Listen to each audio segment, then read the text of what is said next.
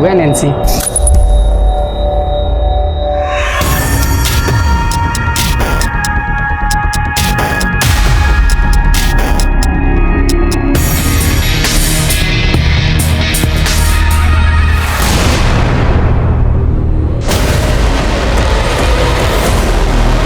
तुम मेरे से कभी दूर नहीं रह सकती, क्योंकि तू मेरे हाथ की कठपुतली।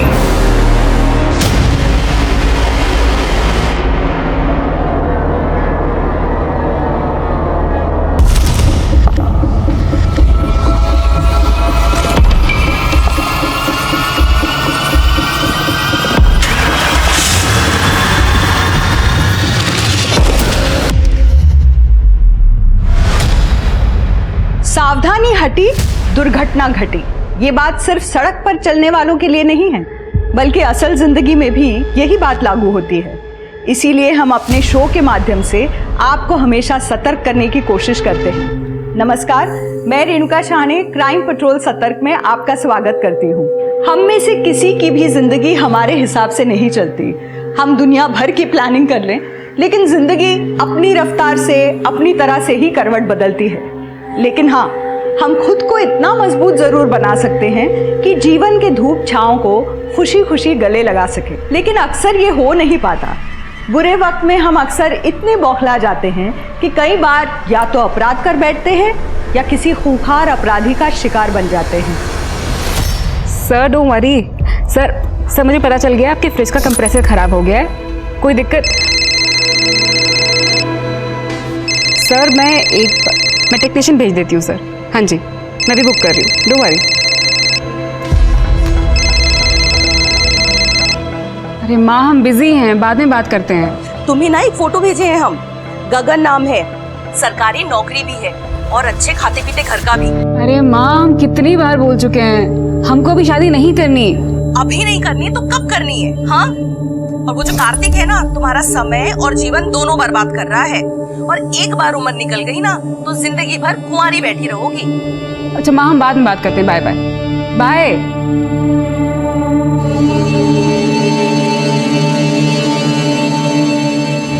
क्या हुआ, इतनी सैड क्यों? अच्छा, मॉम ने फिर से एक नए लड़की की फोटो भेज दी है। माँ है, चिंता तो होगी ही। वैसे हम 5 साल से डेट कर रहे हैं। हाँ। 2 साल से लिव इन में हैं। शादी क्यों नहीं कर सकते? वृंदा, कोई ढंग की नौकरी भी तो होनी चाहिए मेरे पास यार। ऐसे कैसे कर लूँ शादी? अरे तो मैं करी ना नौकरी। ऐसा थोड़ी होता है वृंदा। कौन आ गया? एक मिनट देखता हूँ मैं।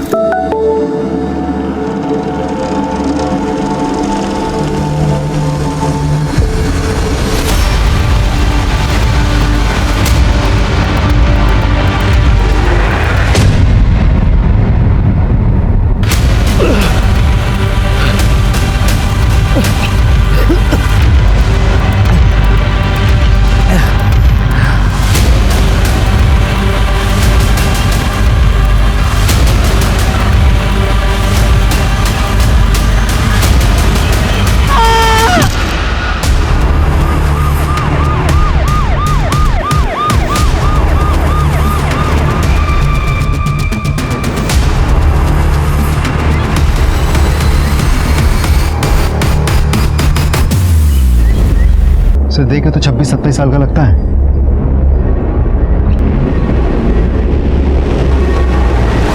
ये पत्थर पे खून लगा हुआ है, तो शायद इसी पत्थर से मारा होगा।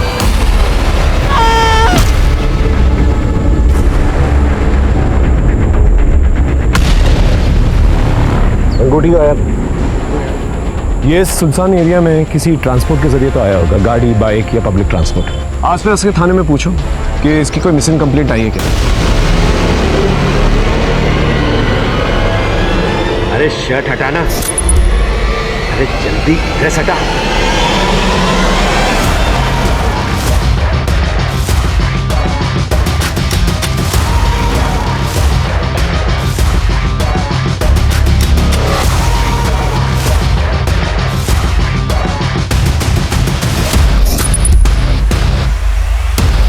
मां कसम बहुत हॉट है तू।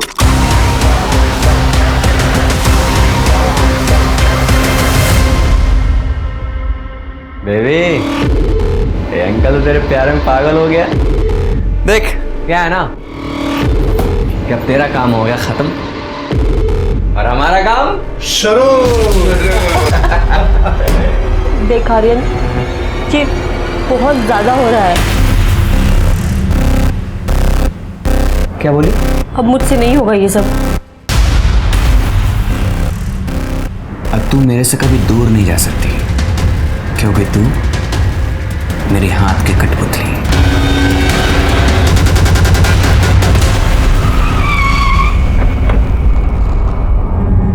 सर, उस अज्ञात आदमी की पहचान अभी तक नहीं हो पाई जिसकी लाश हमें जंगल में मिली थी। पोस्टमार्टम रिपोर्ट है? सर, पोस्टमार्टम रिपोर्ट में भी सेम है। पत्थर से सर फटने की वजह से मौत हुई थी। मतलब एक्सेसिव ब्लड लॉस। एक काम करो शुक्ला, इसके फोटो सभी न्यूज़पेपर में सर्कुलेट करो। अगर कोई इसे पहचानता होगा जरूर सामने आएगा। बैठ सर।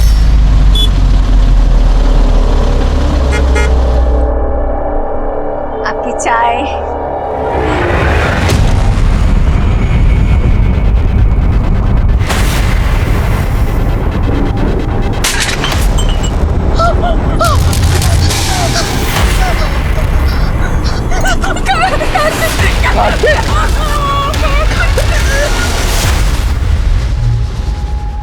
चले?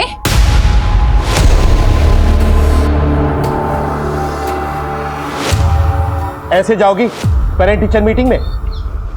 छोड़ो ना, सब ठीक तो है।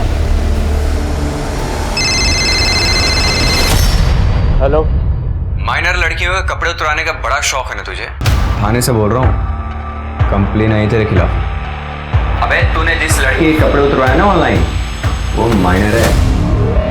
अब तो तू लंबा गया। मैंने कुछ नहीं किया साहब, उस लड़की ने ही मुझे रिक्वेस्ट भेजी थी। क्या किसने क्या किया है ना, कोर्ट में आके बोलियो। बाल बच्चेदार हूँ, कुछ कीजिए साहब। नाटक बंद कर, चल मैं कुछ करता हूँ, साहब से बात करता हूँ। तू 10 लाख इकट्ठा करके रख। 10 लाख?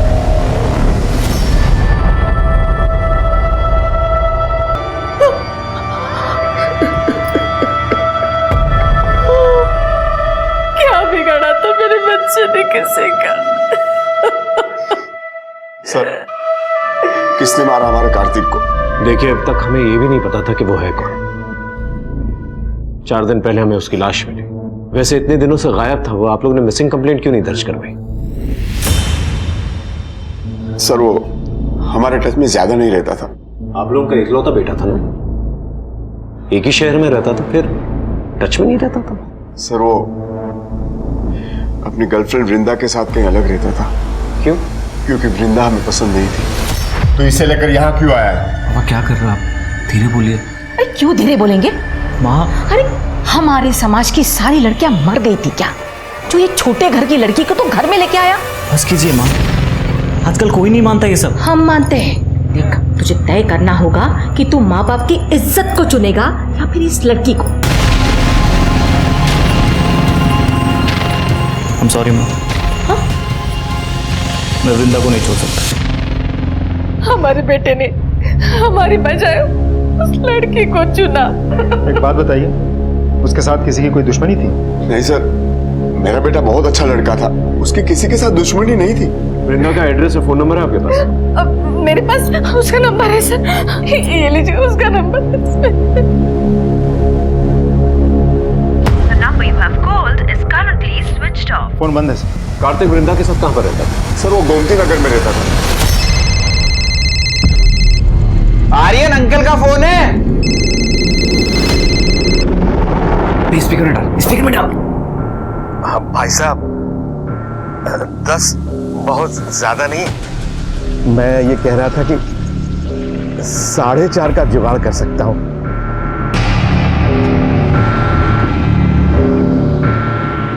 अब सुन, 4.5 तो बहुत कम है, तू 8 कर। 8। भाई साहब प्लीज 6 में नक्की करो ना, इससे ज्यादा मेरे पास है ही नहीं। चल 6 में नक्की कर।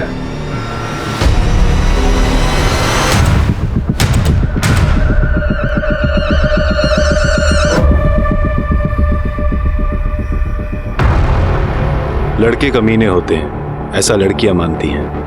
मतलब किसी भी लड़की से पूछ लो, वो यही कहेगी कि लड़कों के दिमाग में एक ही चीज चलती है। ऐसा नहीं है मैडम, लड़के प्यार करना भी जानते हैं और प्यार निभाना भी। तुम लड़के हो ना, तो अपने पॉडकास्ट में लड़कों की ही तारीफ करोगे। असल में लड़के कमीने नहीं, महाकमीने होते हैं।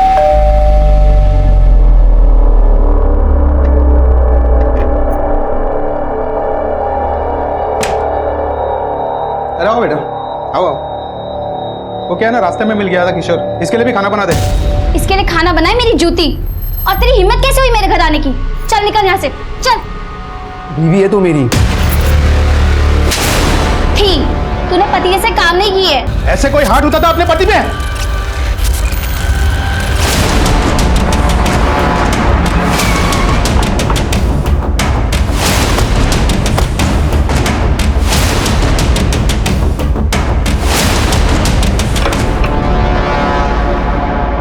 वृंदा घर लॉक करके कहाँ जा सकती है? ऐसा लगता है भाग गई।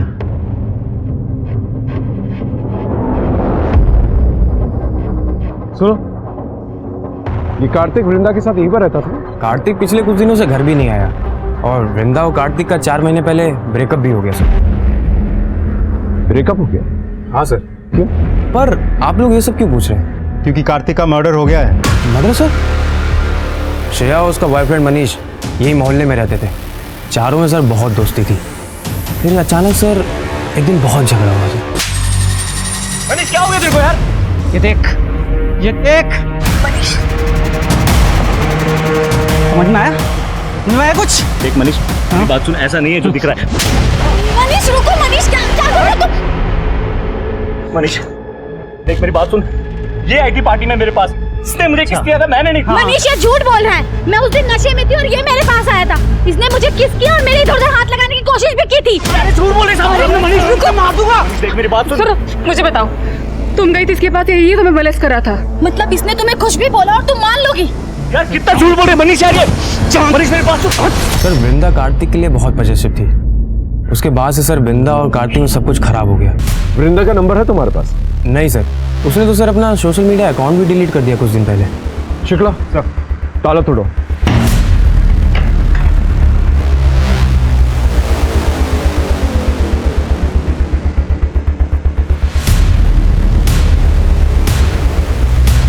चेक कर। कुछ मिला? नहीं सर।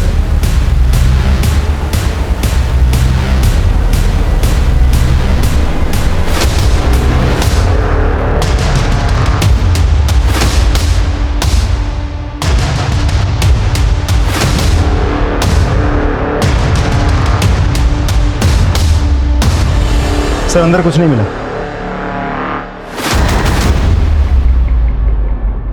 वृंदा की शादी का कार्ड है गगन के साथ। लगता है कार्तिक ने गुस्से में आकर ये शादी का कार्ड फाड़ के फेंक दिया। सर कहीं ऐसा तो नहीं कि ये कार्तिक जो है ये वृंदा और गगन की शादी में प्रॉब्लम क्रिएट करने की कोशिश कर रहा था और इसी वजह से उन दोनों ने मिलकर इसे मार दिया और तभी शायद वृंदा ने अपना फ़ोन भी बंद कर दिया, सोशल मीडिया अकाउंट भी डिलीट कर दिया। पॉसिबिलिटी। ये एड्रेस सीतापुर का है। एक काम करो, सीतापुर पुलिस स्टेशन में वृंदा के सारे डिटेल्स भेजो, देखो क्या निकल के आ रहा। और ये मनीष और श्रेया, इन्हें पुलिस स्टेशन बुलाओ। काजल यहाँ बैठ।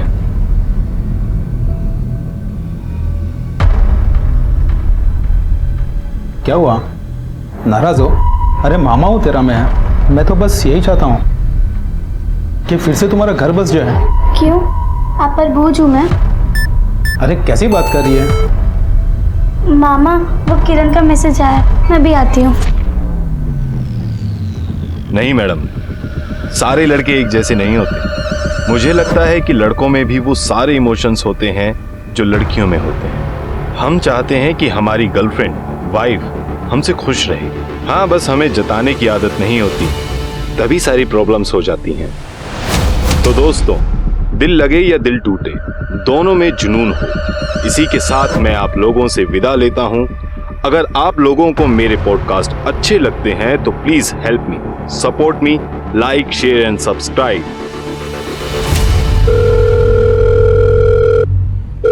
बातें तो बहुत अच्छी कर लेते हो, सोचा अच्छे से ही बात कर लूं। क्या बात करनी है? सिर्फ बात नहीं, तुम्हें देखना भी है। मैं तो बस एक आवाज हूँ, मैं किसी को दिखाई नहीं देता। हो गया, चलो अब अपना चेहरा दिखाओ, वीडियो कॉल पर आओ ना।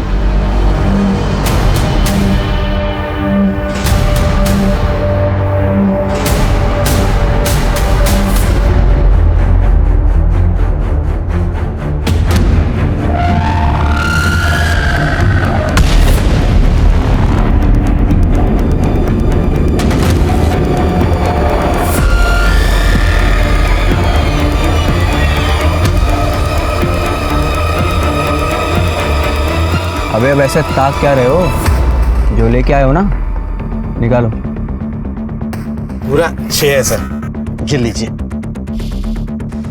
बहुत बड़ी गलती हो गई सर। हो गया ना?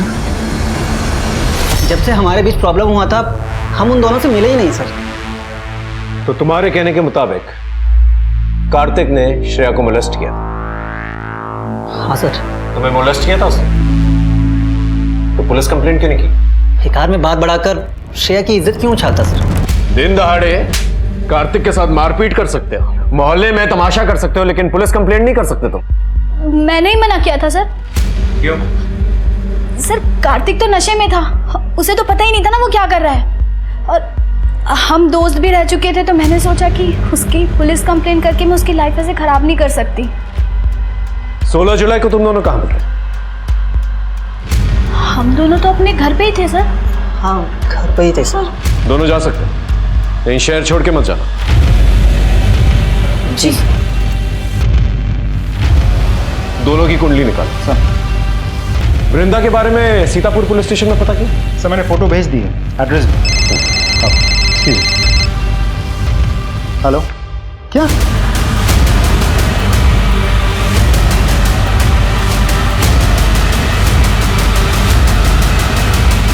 वृंदा की लाश हमें 16 जुलाई को मिली थी सीतापुर में, जो कि 10 किलोमीटर की दूरी पे है सीतापुर से। वैसे मौत कैसे हुई? सर पहले रेप किया गया था, लड़की ने हाल ही में एबॉर्शन भी करवाया था। एबॉर्शन? हम खुद इतने दिनों से वो कार्तिक को ढूंढ रहे थे, कार्तिक का पता नहीं था हमारे पास, तो हमने आसपास के पुलिस स्टेशन में सर्कुलेट भी किया। सर अब क्या करें, हम वृंदा को ढूंढ रहे थे और उसकी तो मौत हो चुकी है। वृंदा को कोई रिलेटिव दोस्त वगैरह? हाँ सर, उनकी मॉम है और डैड है। कार्तिक के मर्डर केस में पुलिस को सबसे ज्यादा शक वृंदा पर था, लेकिन वृंदा की मौत की सच्चाई सामने आते ही उनके रास्ते पूरी तरह से बंद हो चुके थे। अब ये सिर्फ कार्तिक के मर्डर का केस नहीं था, बल्कि डबल मर्डर केस बन चुका था, और इस डबल मर्डर केस को सुलझाने के लिए पुलिस को दोहरी मशक्कत करनी थी। लेकिन अभी तो इस केस के ऐसे ऐसे परेशान कर देने वाले पहलू उनके सामने आने वाले थे कि उन्होंने कभी सोचा भी नहीं होगा। हमारी बेटी तो खुशी खुशी शादी करके अपना घर बसाने जा रही थी, उस कार्तिक ने ही हमारी बच्ची को मारा है। कार्तिक का मर्डर हो चुका है। क्या वृंदा की किसी के साथ दुश्मनी थी? पता नहीं इंस्पेक्टर साहब, लेकिन हमारे मना करने के बाद भी वृंदा कार्तिक के साथ रह रही थी। फिर 4 महीने पहले वृंदा ने खुद गगन के साथ शादी करने के लिए हाँ की थी। सब कुछ अच्छा चल रहा था, और 10 दिन बाद तो वृंदा की शादी भी होने वाली थी। क्या आपको वृंदा के अपॉर्शन के बारे में कुछ पता है?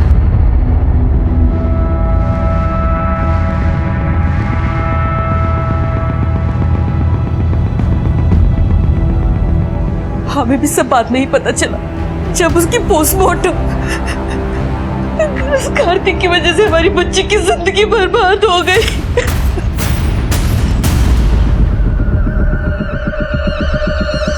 ये सैड मीम क्यों?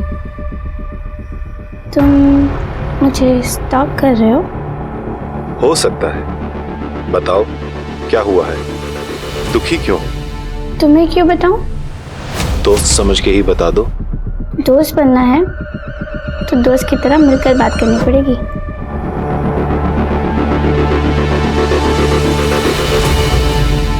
सर कार्तिक के मोबाइल लोकेशन के मुताबिक पिछले 1 हफ्ते में कार्तिक 12 बार सीतापुर गया था, और हर बार कार्तिक के मोबाइल की लोकेशन वृंदा के घर के आसपास ही थी। और सर ये है वृंदा के नए नंबर की लोकेशन। सर इसके मुताबिक वृंदा की लोकेशन पहले उस जगह की थी जहां से हमें कार्तिक की लाश मिली थी, फिर वृंदा की लोकेशन उस जगह की थी जहां से हमें वृंदा की लाश मिली थी। उसके बाद वृंदा का फ़ोन बंद हो गया। इसका मतलब दोनों साथ में ही थे। तो हो सकता है कि वृंदा ने ही कार्तिक को मारा। अगर वृंदा ने कार्तिक को मारा तो फिर वृंदा को किससे मारा? सर ऐसा भी तो हो सकता है कि वृंदा और कार्तिक का एक साथ होना किसी को नापसंद था और उसी ने उन दोनों को मरवा दिया हो। वृंदा का फियांसे गगन, उसे सीतापुर से बुलाया? बुलवा लिया सर, अंदर बिठा के रखा है। अगले महीने हमारी शादी थी, पता नहीं ये सब क्या हो गया। वृंदा और कार्तिक के रिश्ते के बारे में जानते थे? सर मुझे किसी कार्तिक के बारे में नहीं पता। हमारी वैसे भी अरेंज मैरिज थी सर। वृंदा बहुत चुपचाप रहती थी, मुझे यही लगा कि शायद उसका नेचर ही ऐसा है। मैंने उससे पूछने की भी कोशिश की, लेकिन उसने मुझे किसी कार्तिक के बारे में कुछ नहीं बताया सर। और उसकी प्रेगनेंसी के बारे में? उसने खुद अबॉर्शन किया था या तुमने करवाया था उसका अबॉर्शन? Pregnancy, abortion? सर मुझे किसी प्रेगनेंसी के बारे में कुछ नहीं पता सर।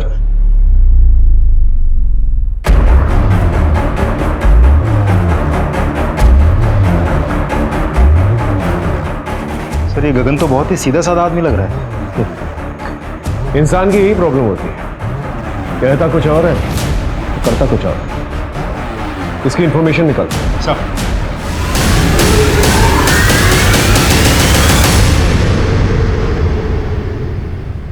क्या देख रही हो? गगन, क्या देख रही हो? क्या क्या क्या क्या क्या गगन मुझे वापस क्या ही? हाँ मेरी क्या ये? हार्मोनल रिपोर्ट्स हैं। हार्मोनल रिपोर्ट तो नहीं है ये प्रेगनेंसी रिपोर्ट है। तुम प्रेग्नेंट हो? प्रेग्नेंट हो तुम? सॉरी। वाओ, दहेज में मिलेगा भी तो मुझे तेरे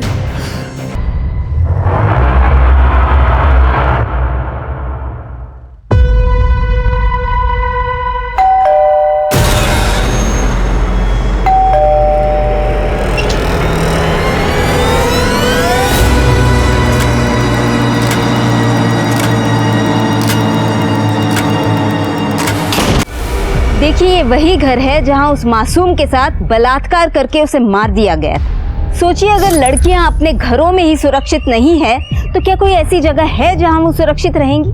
क्या हमारी कानून व्यवस्था, प्रशासन अब भी कोई सख्त कदम उठाएगी या अब ये खूनी खेल बस यूं ही चलता रहेगा? कट कर।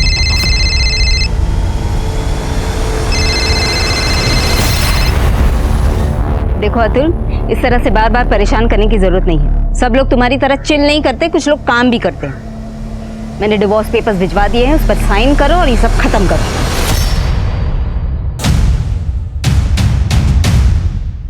सर गगन के बारे में कुछ पता चला? सर वैसे तो सब कुछ ठीक ठाक है। आई मीन गवर्नमेंट जॉब करता है, सीधा साधा आदमी है। लेकिन सर मैं वृंदा की फाइल्स चेक कर रहा था। सर हमें वृंदा की लाश जहां मिली थी उसके आगे के सीसीटीवी में 2 आदमी नजर आए हैं, पुलिस की यूनिफॉर्म में। Sir I am sorry to say but मुझे डाउट है कि शायद पुलिस वाले इन्वॉल्व हो सकते हैं। पता करो कि वृंदा और कार्तिक के कांटेक्ट कोई पुलिस वाला था क्या? सर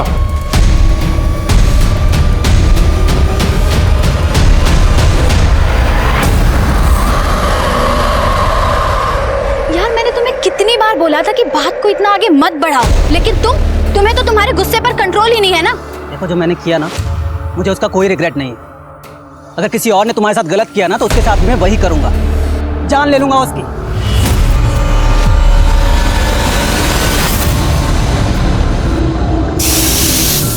आज मेरा दारू पीने का मन नहीं है, आज मैं किचन में काम करूंगा। मतलब मेरे साथ खाएगा? हाँ, क्योंकि खाना बनाना तो तुझे आता नहीं, कोई मसाला नहीं। क्या कर रहे हो? टेस्ट बड्स खराब हो गए हैं, मेरी गलती नहीं है। और तुझे ज़्यादा प्रोडक्टिव होना है ना तो एक काम कर। अरे चल, एक टमाटर सेकंड। काट।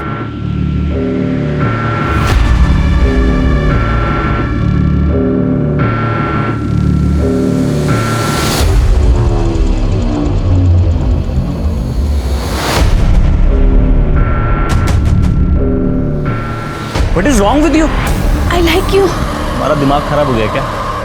I love वृंदा और तुम सिर्फ मेरी एक दोस्त हो।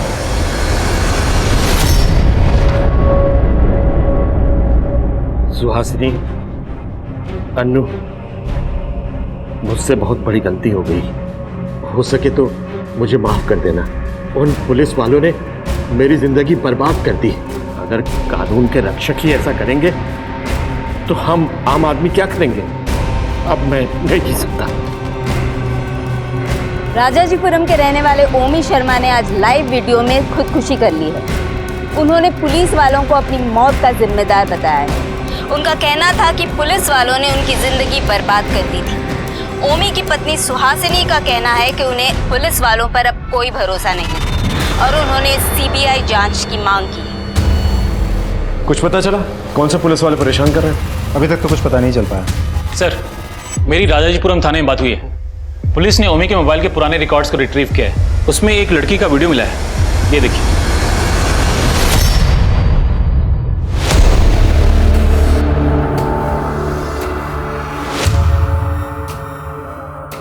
ये टैटू कहीं देखा हुआ लग रहा है।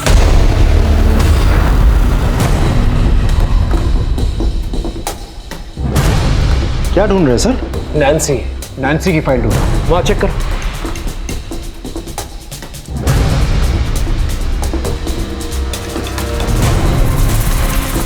मिल गई।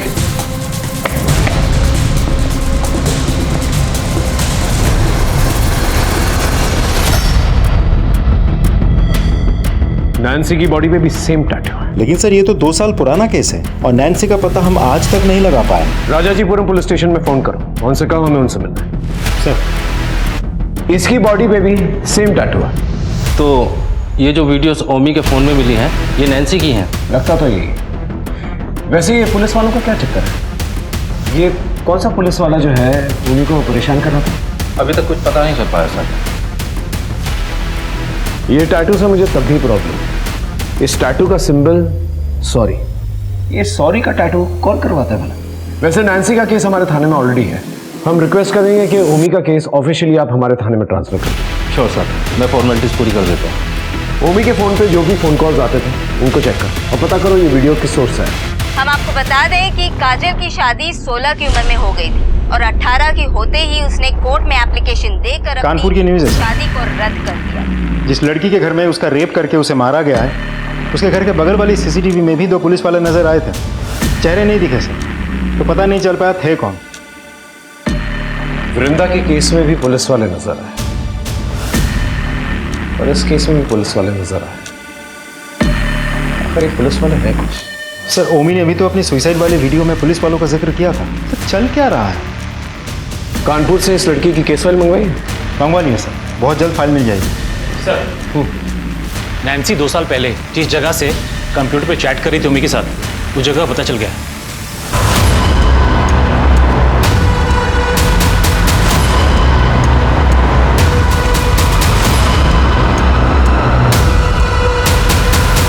भाई साहब, ये पार्लर कौन चलाता है? 3 लड़के हैं साहब, लेकिन काफी दिनों से दिखे नहीं। दुकान भी बंद है। इस लड़की को कभी देखा है? हाँ साहब, ये तो इन्हीं लड़कों के साथ काम करती थी। अब सुना है 2 साल पहले एक्सीडेंट में मर गई। अच्छा एक बात बताइए, यहाँ किसी पुलिस वाले को कभी आते जाते देखा है? शायद किसी से मिलने आता हो। पुलिस वालों को तो नहीं देखा, लेकिन ये तीनों लड़के कभी कभी खुद पुलिस की वर्दी में घूमते थे। Thank you.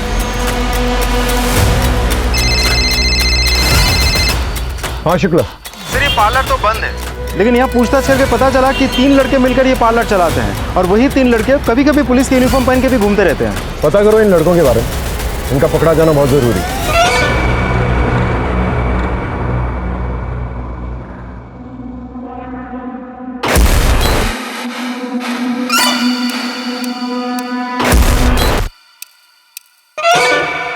और आपका कहना है कि आपको कुछ नहीं पता? मैं तो सुबह से ही निकल गया था मंडी, आजाद नगर मंडी। रात को आने में देरी हो गई, तब तक मेरी बच्ची। पड़ोसियों का कहना है कि तुम्हारा डिवोर्स हो चुका है, फिर भी घर के आसपास चक्कर लगाते। सब किसी कोर्ट के कहने से क्या तलाक हो जाता है? तो इस बात का गुस्सा निकाला तुम? नहीं मैं सच बोल रहा हूँ, मैंने कुछ नहीं किया। लग रहा है आपको सच बोल रहे थे दोनों। डेफिनेटली कुछ छुपाना दोनों। Sure about it? Sir, Kajal के हमने सारे डिजिटल फुटप्रिंट्स चेक किए। She was listening to podcast, और इंटरेस्टिंग बात यह भी है सर, इसी पॉडकास्ट से वो चैट भी करती थी। ये मिस्टर एक्स जिससे ये चैट किया करती थी, ये चैट्स को तो देखकर लगता है इन लोगों का अफेयर चल रहा है। इस मिस्टर एक्स के बारे में पता करो। सर, ऑलरेडी मैंने इसका एड्रेस निकाल लिया। कोई है? Hello hello. सर, अंदर से बदबू भी बहुत आ रही है। ये यहाँ के लैंडलॉर्ड है। डुप्लीकेट किया आपके पास? जी सर। दरवाजा खोलो।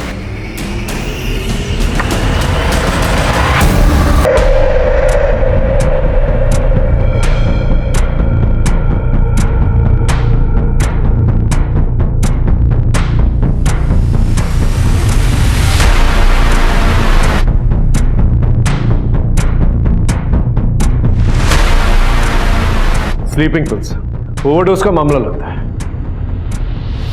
इसका नाम क्या था? सर नीरज सिंह। सर ये बिहार से था। एड्रेस ले लो, मैं फैमिली वालों को खबर करता हूँ। इन लड़कों का जल्द से जल्द पता करो जो पुलिस बनकर घूम रहे हैं। आई एम श्योर इनका कनेक्शन इन सारे केसेस के साथ है। सर, मिस्टर एक्स की पोस्टमार्टम रिपोर्ट आ गई है, लेकिन सर एक अजीब बात सामने आई है। क्या? सर वो लड़का नहीं, एक लड़की थी। लेकिन मकान मालिक ने तो कहा था कि वो लड़का है। सर वो लड़की थी जो वहाँ पर लड़का बन के रह रही थी। मैंने उसके घर वालों से भी कांटेक्ट किया, लेकिन उन्होंने तो यहाँ आने से भी साफ मना कर दिया। उनका कहना है कि उनकी लड़की तो उनके लिए बहुत पहले मर चुकी है। हो सकता है कि नीरज लेस्बियन हो, इसलिए घर वालों ने रिश्ता तोड़ दिया। और सर उसकी मौत सुसाइड से हुई थी, स्लीपिंग पिल्स के ओवरडोज। ये भी तो हो सकता है कि शायद उसे जबरदस्ती स्लीपिंग पिल्स खिला गया। नहीं सर, उसने कुछ चैटिंग डिलीट की थी, और हाँ एक वीडियो भी बनाया था।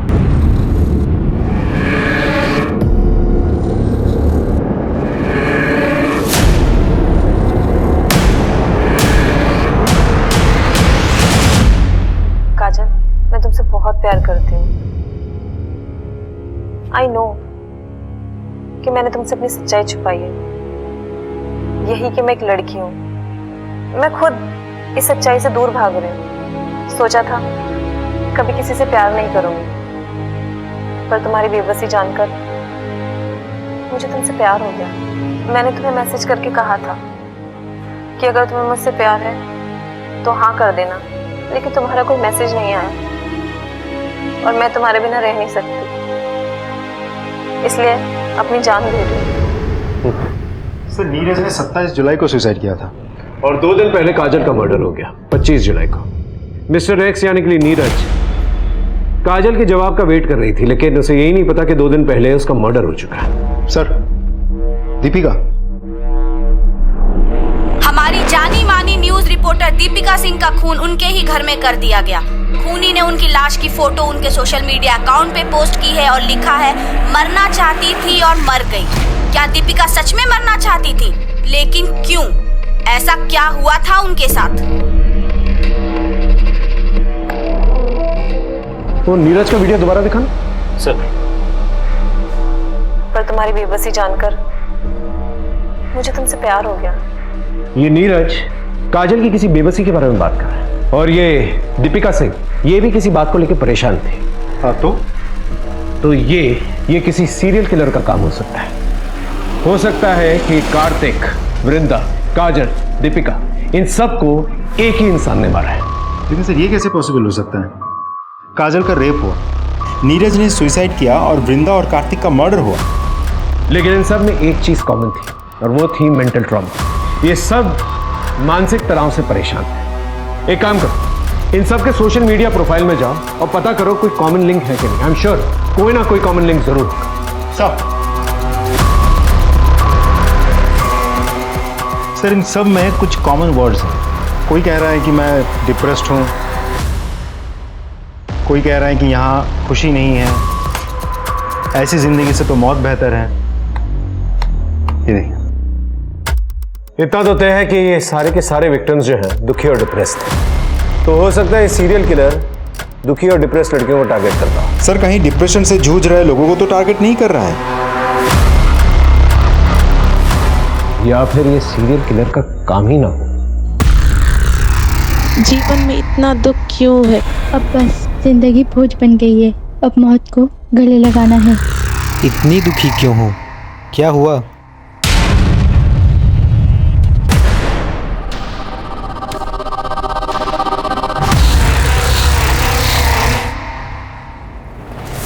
सर पूरे 10 लाख है सर। और सुन, आज के बाद ना किसी लड़की के साथ गलत काम मत करना।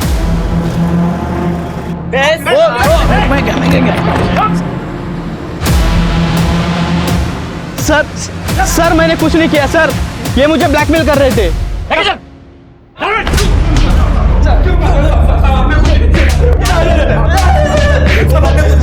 बहुत दिनों से तुम लोगों की ऑनलाइन एक्टिविटीज पे नजर थी हमारी। भूमि को तुम लोग 2 साल तक परेशान करते रहे। इतना परेशान किया कि उसे अपना घर बेचना पड़ा। इतना परेशान किया कि उसे सुसाइड करना पड़ा। इस सुसाइड को हम मर्डर का नाम भी दे सकते हैं। नैन्सी तुम लोगों के लिए क्यों काम कर रही थी? बेबी, मैं तुमसे बहुत प्यार करता हूँ, प्लीज। नहीं यार, अभी नहीं ये सब। देखो, प्यार में ना ये दूरियां वूरियां नहीं होती, ठीक है? बस चल जाती है।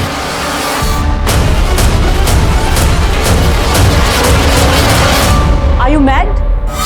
तुम चाहते हो कि मैं दूसरे मर्दों के लिए ऑनलाइन कपड़े उतारूं? अरे तो क्या हुआ मेरी जान? हाँ, तुम्हारा सब कुछ मेरा ही तो है। अब देखो, जब मैं तुम्हें खुद कह रहा हूँ करने के लिए, तो मना क्यों कर रही हो? बहुत पैसे मिलेंगे इसमें। तुम पागल हो, मैं नहीं करने वाली ये सब। नहीं करने वाली? ठीक है, ये देख, ये वीडियो दिख रही है तुझे? वायरल कर दूंगा। और मुझे तो लगता है कि तेरी माँ ये देखकर सदमे में ना आ जाए। अब जैसा मैं कहूंगा ना, वैसा कर। नैन्सी तुम लोग के लिए क्यों काम कर रही थी? जबरदस्ती कर रहे थे तुम लोग उसके साथ? सर वो तो हमारी पार्टनर थी। ये सब जो भी किया उसने पैसों के लिए किया सर। ये सब आप पूछ लो इससे। पार्टनर थी। बाकी लड़कियों को क्यों मारा? कार्तिक और वृंदा को क्यों मारा? किसी को नहीं मारा सर। सर भगवान कसम, हमने किसी को नहीं मारा। कसम सर, हमने किसी को नहीं मारा। नहीं मारा। ये लोग ऐसा नहीं बोलेंगे। अच्छी तरह से खातिरदारी करो इनकी। नहीं सर, हमारी बात तो सुनिए। हमने कुछ नहीं किया। सर, आपको लगता है ये सारे मर्डर्स इन तीनों ने किए हैं? ये तो नहीं पता, लेकिन तीनों कुछ ना कुछ छुपा जरूर है। अब तीनों के तीनों अंदर हैं तो होपफुली ये मर्डर्स होना बंद हो जाने चाहिए। सर, गोंडा में किसी शांति शुक्ला नाम की एक औरत की लाश वहां के पुलिस को मिली है, और वहां के सीसीटीवी फुटेज में भी 2 पुलिस वाले दिखे हैं। इसका मतलब इन लोगों ने नहीं मारा। और सर, उस औरत के सोशल मीडिया प्रोफाइल में भी ढेर सारे इमोशनल मैसेजेस हैं। ये देखिए सर। बस बहुत हो चुका, अब नहीं जीने का मन करता। मैं जीना नहीं चाहती, मरना चाहती। मेरा शक यकीन में बदलता जा रहा है। ये काम किसी सीरियल किलर का ही है। सारी लड़कियों का प्रोफाइल दोबारा से चेक करो। आई एम श्योर कोई ना कोई कॉमन लिंक जरूर मिलेगा। कोई कॉमन चैट ग्रुप, कोई कॉमन फ्रेंड, जिससे ये तीनों के तीनों जो है बात किया करते थे। क्योंकि वही कॉमन लिंक जो है हमें मर्डर तक पहुंचाएगा। अपने खबरियों को भी एक्टिवेट करो। Right sir.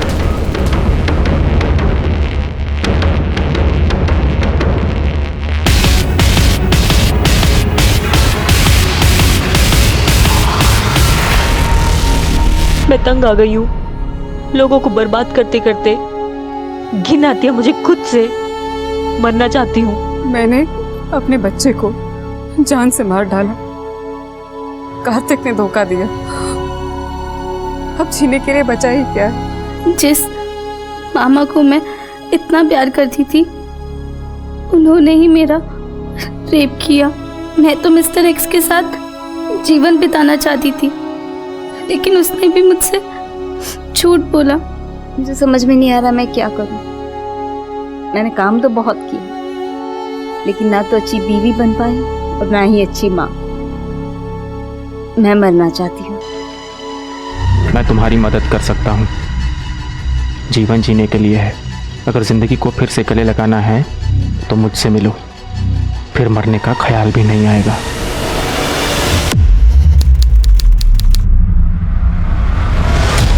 मैं तुमसे मिलना चाहती हूँ, क्या तुम मुझसे मिल सकते हो प्लीज?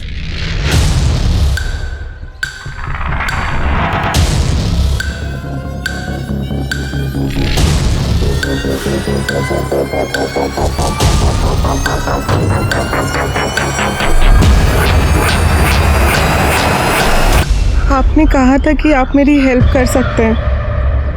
कैसे? इंसान के जी में जो आए उसे वो कर लेना चाहिए। तुम मरना चाहती हो, बेशक मर जाओ, मगर चाहते चाहते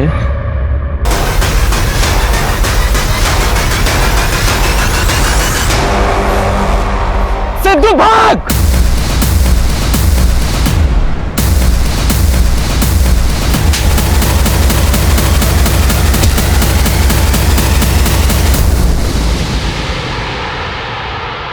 तो उन लड़कियों को टारगेट किया करता था ना, ये दुखी है, डिप्रेस्ड है, परेशान रहती हैं। क्यों खेलता था इन मासूम औरतों के साथ? लड़कियां मासूम नहीं होती, बहुत चालाक होती हैं। अपनी भोली भाली आंखों से देखकर पहले दिल में प्यार जताती है, और जब इंसान प्यार में पागल हो जाता है तो उसे छोड़ के चली जाती है। मेरी भी गर्लफ्रेंड थी नैना, हम शादी करने वाले थे। नैना चाहती थी कि मैं पुलिस में सर्विस करूं, लेकिन मेरा सिलेक्शन नहीं हो पाया। नैना ने गरीबी से परेशान होकर अपनी जान दे दी। तब से मैंने सोच लिया था कि जो भी जीवन के संघर्ष को झेल नहीं पाएगी उसे मैं मार दूंगा, ताकि उसे भी तो पता चले कि जीवन जीना जितना कठिन है, मौत उससे भी ज्यादा कठिन है। इसलिए मार दिया सबको। मैंने तो बस वृंदा को बुलाया था, लेकिन कार्तिक उसका पीछा करते करते वहां तक आ गया तो उसे मार दिया। लेकिन वृंदा को अगर वहां मारता तो गुत्थियां खुल जाती, और ये सोचकर मैं वृंदा को वहां से दूर ले गया।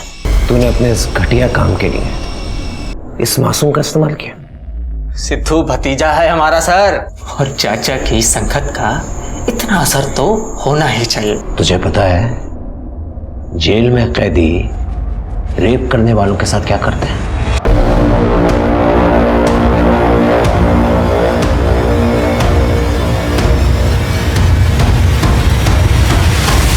हम सबको ये लगता है कि इंसान बहुत ही स्वार्थी होता है, लेकिन अक्सर ये स्वार्थ किसी न किसी से जुड़ा होता है, किसी ऐसे से जिसे हम प्यार करते हैं, जिन्हें हम बेहतर जिंदगी देना चाहते हैं, या जिसके साथ हम बेहतर जिंदगी गुजारना चाहते हैं। कार्तिक वृंदा से प्यार करता था, वो तो बस उससे वापस मनाने गया था, लेकिन वृंदा जो कि अपने दर्द में सुकून ढूंढने की कोशिश कर रही थी, सिद्धू और दर्पण का निशाना बन गई। सिद्धू और दर्पण ने सोची समझी साजिश के तहत ऐसी ही औरतों और लड़कियों को अपना निशाना बनाया जो जिंदगी से सारी उम्मीद खो चुकी थी। जिंदगी कई बार हमें परेशान करती है, हमारे रास्ते में अड़चनें खड़ी करती है, लेकिन सारी कठिनाइयों को झेलकर जब इंसान आगे बढ़ता है तभी जिंदगी खुशी खुशी उसे गले लगाती है।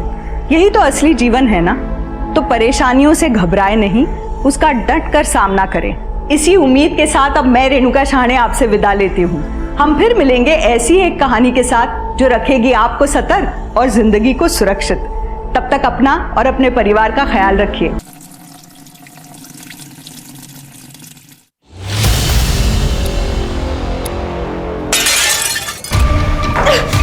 तू मर क्यों नहीं जाती? मर क्यों नहीं जाती तू? Are you ready? नमस्कार, मैं रेणुका शाहने क्राइम पेट्रोल सतर्क में आप सबका स्वागत करती हूँ। ना ही खुद को नुकसान पहुँचाना आसान होता है और ना ही खुद की जान लेना आसान होता है। फिर भी लोग खुद को नुकसान पहुँचाते ही हैं और आत्महत्याएं भी करते हैं। ऐसे लोग जो आत्महत्या करते हैं, उनके परिवार वाले, दोस्त और साथी हमेशा ऐसे सवालों से जूझते रहते हैं जिनके जवाब उन्हें कभी मिलते ही नहीं। वो अपनी सारी जिंदगी अपनों को लेकर एक अनिश्चितता के भंवर में फंसे रहते हैं। हर समय एक डर को महसूस करना, किसी अनहोनी के होने की आशंका से भरे रहना उनकी जिंदगी का हिस्सा बन जाता है।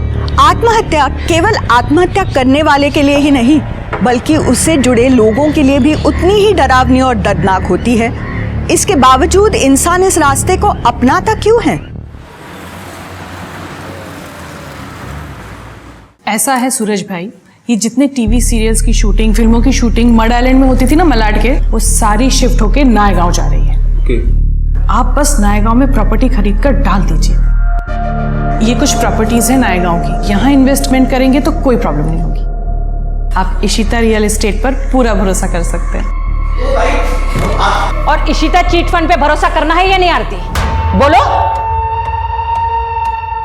हार्दिक, तुम सूरज भाई को बाहर ले जाकर नायगांव की प्रॉपर्टीज की डिटेल्स दिखा दो। जी।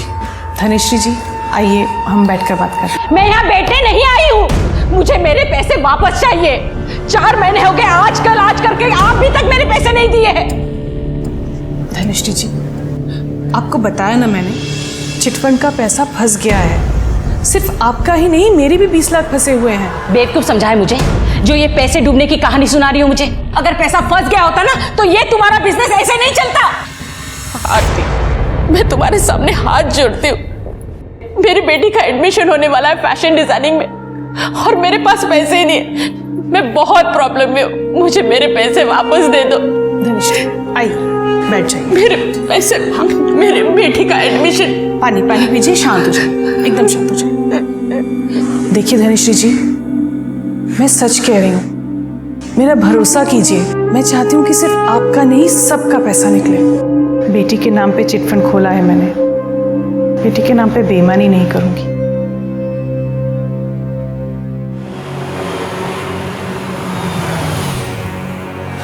डोंट वरी यार ईशिता, किसी को कुछ पता नहीं चलेगा। तुम आराम से घर जाओ, ठीक है? अंकल आंटी भी वेट कर रहे होंगे। हाँ। अरे मम्मी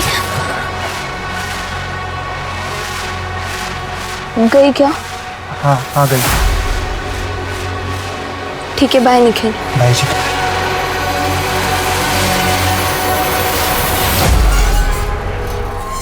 काय झालं ताई, गेली कधी? कस्टमर के सामने वो औरत ऑफिस में घुस आई, उल्टी सीधी बातें कर रही थी। रोक नहीं पाया तू उसे? किसने बिठा के रखा तुझे यहाँ पे? ताई मैंने उन्हें रोकने की कोशिश की पर वो सीधा अंदर घुस गई। अक्खा दिन ये कान में घुसा के रखता है ना, दिखी नहीं होगी, रोकता कैसे? हार्दिक तू अगर मेरा भाई नहीं होता ना, कब का भगा चुकी होती तुझे। सॉरी ताई। वाह, तो अब लोग घर तक आने लगे हैं पैसे मांगने। हाँ, ये सब चल रहा है यहाँ पर। विपुल, बिजनेस ऐसे ही चलता है, ऊंच नीच लगी रहती है। और घर कैसे चलता है ये भी बता दो। तुम्हारी बेटी ईशिता कहाँ है, कुछ पता है तुम्हें? उसका फोन नहीं लग रहा है। पूना से आज सुबह निकलने वाली थी, रास्ते में होगी इसीलिए फोन नहीं लगा। बात हुई थी उससे? हाँ? सुबह से मैं काम में बिजी हूँ विपुल, कल रात बात हुई थी तब बताया था उसने। एक मिनट, तुम अपने काम में इतनी बिजी हो कि अपनी जवान बेटी के साथ बात करने का तुम्हारे पास टाइम नहीं है क्या? लो आ गई ईशिता, खामखा परेशान होते रहते। और बेटा ईशिता, कैसी रही नेहा के बहन की शादी? अच्छी थी, बहुत मजा आया। अच्छा बेटा सुनो। पप्पा मम्मी सुनो ना, मैं बहुत थक गई हूँ, मुझे रेस्ट करना है, प्लीज एक्सक्यूज मी।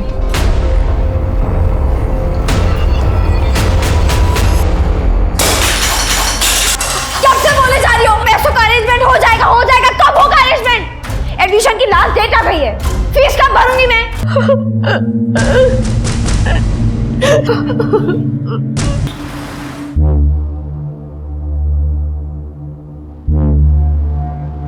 पापा, आपको ये सब करने की क्या जरूरत है? प्लीज मत करिए, प्लीज।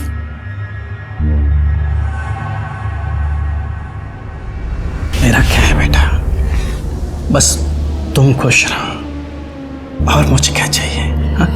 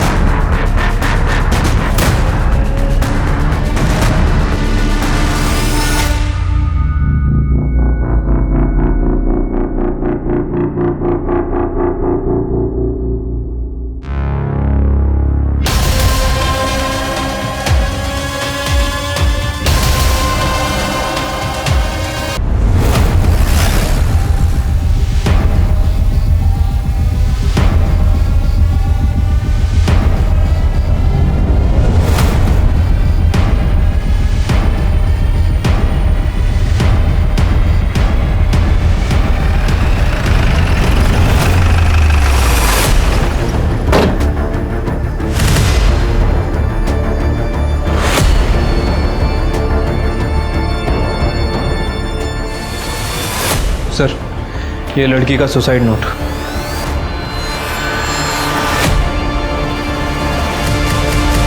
सुसाइड नोट में लिखा है कि मैं अपने पापा पर बोझ नहीं बनना चाहती, इसलिए अपनी मर्जी से सुसाइड कर रही हूँ। पुलिस किसी को परेशान ना करे। क्या प्रॉब्लम थी?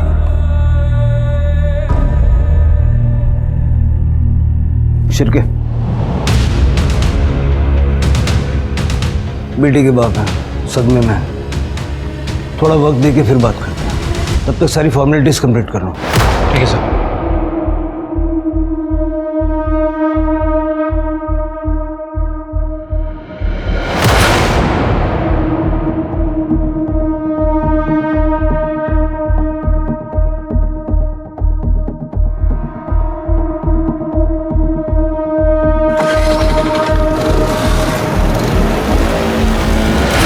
ये ऐसी हालत में कहाँ जा रहे हैं?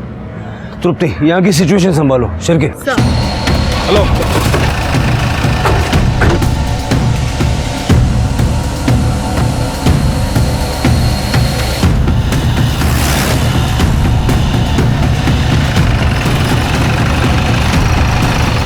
अभी तो यही था, गाड़ी घुमाओ।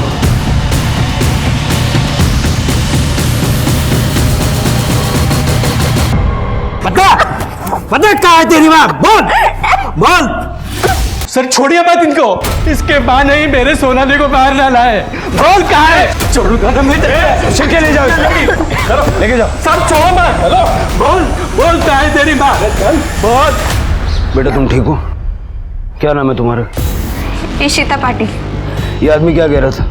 सर मैं इसे नहीं जानती, ये घर पर आए और मम्मी कहाँ है पूछ रहे थे। जैसे ही मैंने बोला कि मम्मी घर पर नहीं है तो वो मेरा ही गला दबाने लगे। कहाँ है तुम्हारी मम्मी और पापा? अरे क्या कर रही है तो चाकू लग जाएगा। छोड़। नहीं नहीं मैं काट ही देती हूँ। नहीं मैं काट लेती हूँ। नहीं छोड़ो, साइड हटो। छोड़ो तो फिर मुझे पैसे दे दो वरना मैं अपना हाथ काट लूंगी।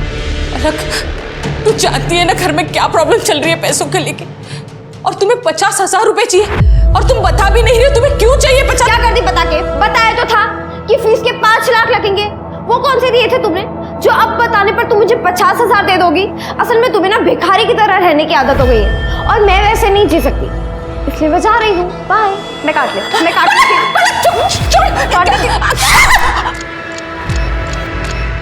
मैं और काटूंगी। क्या कर रही है? मैं और काटूंगी। ऑलरेडी कितना खून बह रहा है। तू चल मेरे साथ। मम्मी मम्मी बहुत दर्द हो रहा है। मम्मी खून बहुत दर्द हो रहा है। बहुत दर्द हो रहा है। थोड़ी देर चल। सॉरी मम्मी, पता नहीं मुझे गुस्से में क्या हो जाता है। सॉरी। कोई बात नहीं बेटा, तू टेंशन मत ले, सब ठीक हो जाएगा। तू अभी आराम कर। सो जा, संभल के।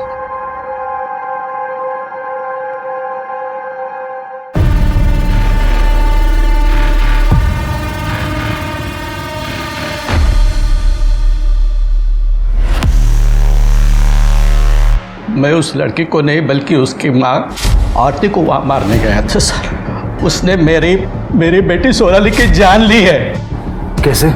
सोनाली की शादी फिक्स की थी मैंने अगले महीने, लेकिन शादी में खर्च करने के लिए 1 रुपया नहीं था मेरे पास। सारा पैसा मैंने उस आरती के चिट फंड में इन्वेस्ट कर दिया था। सोचा सही टाइम पर मैं निकाल लूंगा, लेकिन जब सही टाइम आया तो पैसा नहीं दे रही थी वो। देखिए हरि भाई, आप बिल्कुल चिंता मत कीजिए। जैसे ही चिटफंड के डूबे हुए पैसे वापस आएंगे मैं सबसे पहले आपके 5 लाख रुपए लौटाऊंगी। इसलिए शादी के लिए मैंने अपना मकान बेचने का फैसला किया सर, लेकिन सोनाली नहीं चाहती थी कि उसके शादी के लिए मैं अपना घर बेच दूं। पापा, आपको ये सब करने की क्या जरूरत है? प्लीज मत करें प्लीज। मुझे अपना घर बेचने से रोकने के लिए ही उसने खुदकुशी कर ली सर। हरी जी आप संभालिए अपने आप। क्या सोनाली के होने वाले इन-लॉज दहेज के लिए आपके ऊपर प्रेशर बना रहे थे? देखिए हरी बाबू, हम दहेज के बहुत खिलाफ हैं। 1 पैसा दहेज का नहीं लेंगे हम आपसे, मगर शादी का आधा खर्चा तो आपको उठाना ही पड़ेगा। सर सोनाली ने कहाँ लिखा हमारा नाम अपने सुसाइड लेटर में? आप लोगों ने हरी के ऊपर जो शादी का आधा खर्चा उठाने का प्रेशर बनाया, उससे सोनाली अपने पिता को बचाना चाहती थी और इसलिए सोनाली ने सुसाइड किया है। सर आप हमारी बात का विश्वास कीजिए। सर हमें बिल्कुल पता नहीं था हरी की कंडीशन इतनी खराब है, और हमने इसको कोई फोर्स नहीं किया सर। एक्चुअली वो लड़की है ना सोनाली जिसने सुसाइड किया है, वो 3 दिन पहले हमारे घर आई थी। अगर आज तुमने मेरे पापा के पैसे नहीं लौटाए ना तो मैं पुलिस में रिपोर्ट करूंगी कि तुमने अपने पति से कहकर मेरा रेप करवाया। देखो तुम दूर हटो। मैं रिपोर्ट कर दूंगी, मैं बोल रही हूँ। हाँ रिपोर्ट करेगी ना तू? ये सब तमाशा यहाँ नहीं चलेगा। बुलाती पुलिस को। देख बुलाऊंगी, रिपोर्ट करेगी। बुलाऊंगी। कल मैं देखती हूँ तुझे आज। चल देखती हूँ मैं। निकल यहाँ से मेरे पास से। निकल बोल दूंगी मैं। निकल यहाँ से। ये क्या तमाशा चल रहा है आरती? उसके पैसे कहाँ हैं उनके? अब आप मत शुरू हो जाइए, मैं हैंडल कर रही हूँ ना। क्या खाक हैंडल कर रही हो तुम? वो लड़की मेरे ऊपर रेप का फर्जी केस डालने की बात कर रही थी। चिल्लाइए मत। आपसे ज्यादा ना मुझे टेंशन है इन सब के पैसों की, और मैं इंतजाम कर रही हूँ। इनफैक्ट मैं अभी जाकर पैसे लेकर आती हूँ, और बिना पैसों के आज मैं घर वापस नहीं आऊंगी। हाँ, तुमसे हो पाया तो ठीक, मुझे कुछ करना पड़ेगा। सर उस दिन के बाद से आज तीसरा दिन है सर, आरती घर वापस नहीं आई है। तुम्हारी बीवी 3 दिन पहले पैसे लेने के लिए घर से निकली थी, अब तक वापस नहीं आई। किसके पास गई थी पैसे लेने? सर वो तो नहीं पता मुझे, लेकिन मुझे लगता है सर जिसने चीट फंड में पैसे डुबाए थे उसी से लेने गई होगी। हार्दिक तुम्हें तो कुछ पता होगा, तुम तो उसके साथ काम करते थे ना? नहीं जीजा जी, एक्चुअली ताई ने मुझे इस बारे में कुछ नहीं बताया था। आरती 3 दिन से गायब है और आप लोगों ने उसे ढूंढने की कोशिश भी नहीं की। एक्चुअली ताई ने मुझे फ़ोन करके बताया था कि वो 2-3 दिन घर से बाहर रहेंगी, तब तक ऑफिस का काम मुझे संभालने को कहा था। इसलिए सर मैंने ध्यान नहीं दिया, क्योंकि पहले भी आरती काम के सिलसिले में बाहर आती जाती रहती थी। कहाँ जा रही थी ये नहीं बताया तुम्हारी ताई ने? नहीं मैडम। ऐसा तो नहीं है कि चिटफंड के पैसे तुमने गायब कर दिए, और जब सोनाली ने सुसाइड कर लिया तो घबरा के आरती के चले जाने की कहानी सुना रहे हो? अरे नहीं सर, कैसी बात कर रहे हैं सर? हम जो भी बता रहे हैं आपको सच बता रहे हैं सर। पुलिस को लग रहा है उस लड़की ने सुसाइड किया है, और उसी हिसाब से पुलिस इन्वेस्टिगेशन कर रही है। मर्डर के बारे में उनके पास कोई आइडिया नहीं है, समझ रहे हो? तो जैसा मैं बोल रहा हूँ ना वैसा ही करो, ठीक है? हम बाद में फ़ोन करते हैं।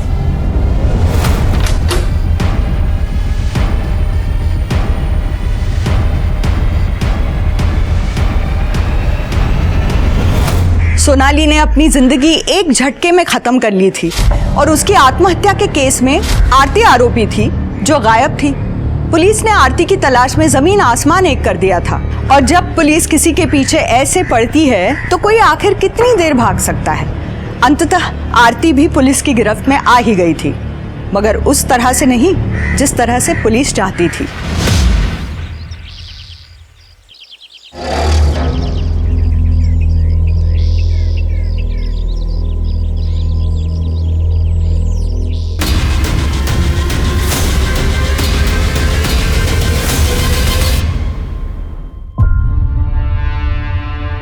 ताई,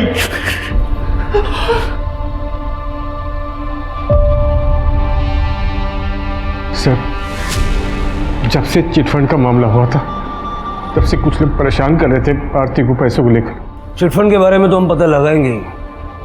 आप लोगों से मैं ये जानना चाहता हूँ कि किसी और के पास आरती को मारने की कोई और वजह हो सकती है? नहीं। तृप्ति, आरती के चिटफंड में जितने भी लोग हैं सबसे बात करो। किसने घपला किया, क्या घपला हुआ, और पैसों को लेकर कितने लोग आरती से नाराज थे, मुझे सारी डिटेल्स चाहिए। चलिए। शिरके, आरती की बॉडी गोनी में मिली थी, मतलब मर्डर कहीं और हुआ और बॉडी को डंप किया गया। आरती का सीडीआर निकलवा और उसकी लोकेशन बता करो, कहाँ गई थी, किससे मिली थी। रियल एस्टेट और चिटफंड के बिजनेस में थी, दुश्मन तो होंगे ही। मैडम, मैं पैसा उठाना था चिट फंड से, लेकिन उसका इंस्टॉलमेंट टाइम टू टाइम जमा करता था। पता नहीं आरती ऐसा क्यों कह रही थी कि चिट फंड का पैसा डूब गया। आप लोगों को आरती ने कब कहा कि चिट फंड का पैसा डूब गया है? 4 महीने पहले मैडम। उसके बाद उसने चिट फंड का सारा काम बंद कर दिया। बहुत चालाक औरत थी मैडम। ऐसा लगने की कोई खास वजह? जी मैडम, उस चिट फंड में आरती के भी 4 चिट फंड थे हम सबके साथ, जिसके पैसे उसने थोड़े मुनाफे के साथ बहुत पहले ही निकाल लिए थे, और उन्हीं पैसों से वो अपना बिजनेस बढ़ा रही थी। लेकिन जब उसको हम सबके पैसे देने की बारी आई तो फिर उसने कहा कि मेरा सारा बिजनेस डूब गया। ऐसा कह के उसने हम सबको धोखा दिया मैडम, इसलिए मर गई है। हाय लगी हमारी सबकी। अब जाके मेरी सोनाली के आत्मा को शांति मिलेगी मैडम। कमाल है, 20 में से 13 मेंबर के पैसे निकल जाने के बाद भी ईमानदारी से इंस्टॉलमेंट भर रहे थे। फिर आरती ने ऐसा क्यों कहा कि पैसे डूब गया? सब प्रोबेबली झूठ बोल रही थी, क्योंकि उसने खुद 30 लाख रुपए उठाए थे चिटफंड से, और जब खुद के पैसे निकल गए तो बंद कर दिया होगा चिटफंड। सारे मेंबर से बात हो गई? नहीं सर, एक लेडी है धनश्री, अब तक उससे बात करना बाकी है। उसे पुलिस स्टेशन भी बुलाया था लेकिन वो आई नहीं। जल्दी से बात करो। सर, आरती की पीएम रिपोर्ट आ गई सर। आरती की मौत 22 सितंबर को हुई थी, उसी दिन जिस दिन वो घर से पैसे लेके निकली थी। मतलब सोनाली की सुसाइड करने से पहले ही आरती को मार दिया गया था। मौत कैसे? सर, डॉक्टर को आरती के गले पे शू प्रिंट मिला है, उसकी गर्दन टूट गई थी सर, इसी वजह से उसकी मौत हुई। कोई सेक्सुअल असॉल्ट?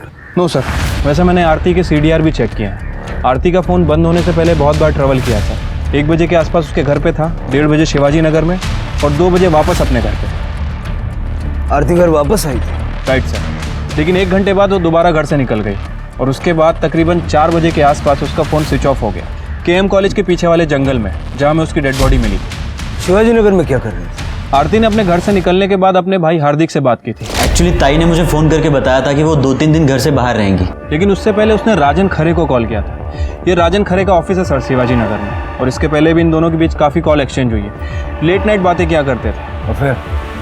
हो सकता है सर। राजन खरे से बात करो, पता लगाओ दोनों के बीच चल क्या रहा था, और आरती के हस्बैंड विपुल और भाई हार्दिक को पुलिस स्टेशन बुलाओ, अलग अलग। ठीक है सर। क्या बताऊं मैडम, मैं उस चिट फंड के बारे में, मेरे तो सारे पैसे ही डूब गए। तो इस बात का आपको गुस्सा भी होगा आरती के ऊपर कि उसकी वजह से आपके पैसे डूब गए? गुस्सा तो बहुत आया था, लेकिन ये कुछ कर नहीं पाई। पलक, तू अंदर जा। नहीं, मैं नहीं जाऊंगी। मुझे भी सुनना है ना आरती के साथ क्या हुआ था, कैसे मरी थी वो हमारे पैसे ऊपर लेके गई थी या खाली हाथ गई? पलक, मैंने कहा ना अंदर जाओ। चलो अरे पर मुझे सुनना है वो कैसे, क्या हुआ, लेकिन मरी कैसे वो? चलो अंदर जाओ। गुस्सा तो आएगा ना मैडम, उस आरती के भरोसे मैंने चिट फंड में पैसे डाले ताकि मुझे अच्छा रिटर्न मिले, पर उसने मेरे सारे पैसे डुबा दिए। मेरी बेटी का एडमिशन होने वाला था फैशन डिजाइनिंग में, सिर्फ पैसों की वजह से नहीं हो पाया। इस चिट फंड में पैसे कैसे डूबे, कुछ आइडिया है आपको? कोई पैसे वैसे नहीं डूबे, वो आरती ना हमारा पैसा खा गई है। ताई तिचं काम खूप ईमानदारीने करायची। चिटफंड में ज़रूर कोई प्रॉब्लम आई होगी, वरना ऐसे झूठ नहीं बोलते कि सब पैसा डूब गया। कॉल रिकॉर्ड्स के हिसाब से तुम्हारी ताई घर से 1 बजे निकली थी और 2 बजे घर लौट आई थी।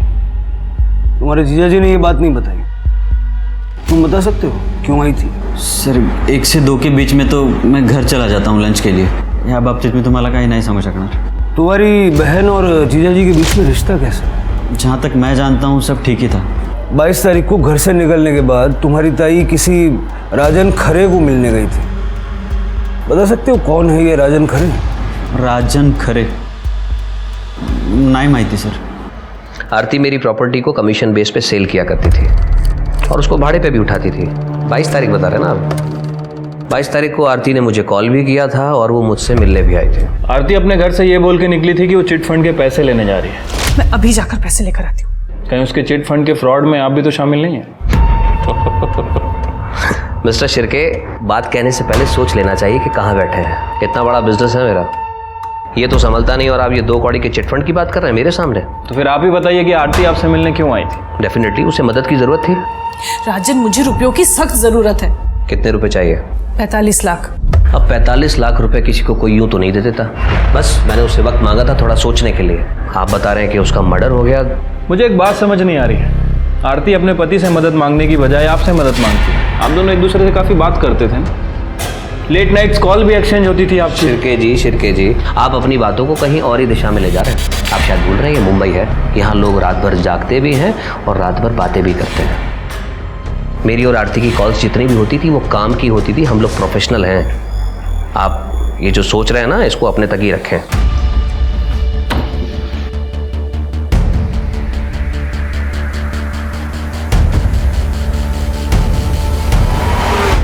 सर आरती वापस घर कब आई थी, कब बाहर चली गई, मुझे कोई आइडिया नहीं है सर। मैं उस वक्त घर पे नहीं था, मैं ऑफिस चला गया था सर। आरती ने चिटफंड से 30 लाख रुपए निकाले थे, उस 30 लाख का क्या किया ये तो पता होगा आपको? मुझे नहीं पता सर, हो सकता है उसने अपने बिजनेस में लगाए हों 30 लाख रुपए। प्रॉपर्टी के ब्रोकर के काम में 30 लाख का इन्वेस्टमेंट ज़्यादा नहीं है? मैंने कहा ना आपको कि मैं ज़्यादा इंटरेस्ट नहीं लेता था आरती के बिजनेस में। बिजनेस में इंटरेस्ट नहीं लेते थे, लाइफ में तो लेते होंगे। आफ्टर ऑल बीवी है आपकी। राजन खरे कौन है? सर ज़्यादा डिटेल्स में तो नहीं पता, लेकिन आरती ने बताया था मुझे कि कोई बिल्डर है शायद। आरती कमीशन पर काम करती थी उसके साथ। काम ही करती थी ना, या कोई और बात? सर क्या कहना चाहते हैं आप? कैसी बात कर रहे हैं सर आप? हाँ, 22 तारीख को आपसे झगड़ा करके जब आरती घर से निकली तो उसने सबसे पहला कॉल राजन खरे को किया था। तो शायद उससे मिलने भी गई थी। सर आप ये सवाल मुझसे क्यों पूछ रहे हैं सर? आप जाइए ना, पूछिए राजन से। आप किससे क्या पूछना है ये आप हमें मत बताइए। आपसे जितना पूछ रहा हूँ उसका जवाब दीजिए। क्या आपकी बीवी का राजन खरे के साथ अफेयर था? क्या आप ये जानते थे? सर आप जैसे सोच रहे हैं ना सर, आरती वैसी औरत नहीं थी।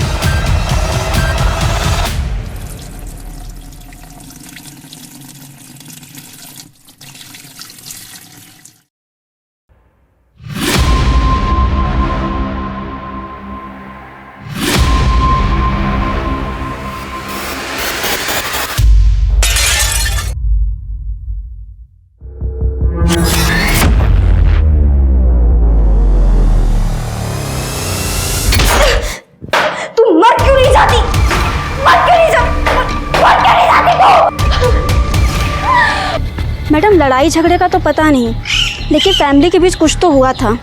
आप डॉक्टर सुकुमार से क्यों नहीं बात करते? यही सोसाइटी में क्लिनिक है उनका और उन्हें सब पता होगा। सर 18 अगस्त की रात की बात है। विपुल आया था आरती को लेकर मेरे क्लिनिक पर। सर वो तो कहिए कि टाइम पर वो क्लिनिक आ गई थी तो उसकी जान बच गई, वरना मर जाती थी। इतनी सारी नींद की टैबलेट्स खाई हुई थी उसने। आरती ने सुसाइड अटेम्प्ट किया था। और क्या हो सकता है सर? आदमी कभी भी एक टैबलेट की जगह गलती से 2 टैबलेट खा लेगा, पर 20 टैबलेट तो नहीं खा सकता ना। विपुल राजन और चिटफंड दोनों के बारे में गोलमोल बातें कर रहा है, तो वो आरती के सुसाइड अटेम्प्ट के बारे में बताएगा नहीं। उससे बिना सबूत बात करना बेकार है। शिरके, विपुल के बारे में जितना पता कर सकते हो पता करो। Right sir. आरती की बेटी इशिता से बात करो, हो सकता है घर के अंदर की कोई बात पता चल जाए। सर धनश्री से बात हुई तुम्हारी?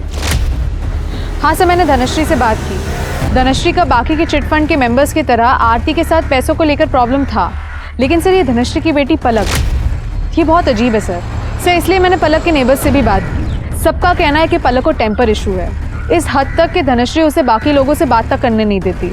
और सर पलक का इस साल फैशन डिज़ाइनिंग में एडमिशन होना था, जो आरती की वजह से नहीं हो पाया, क्योंकि आरती ने धनश्री के फंड्स रिलीज ही नहीं किए थे। पलक का भी फॉलोअप करो और प्रायोरिटी पे इशिता से बात करो, लेकिन विपुल से छुपा के। सर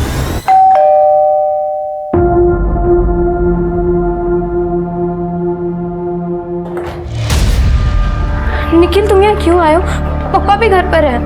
यार इशिता, मैं तो बस तुम्हें चेक करने आया था कि तुम ठीक हो ना। कौन है इशिता?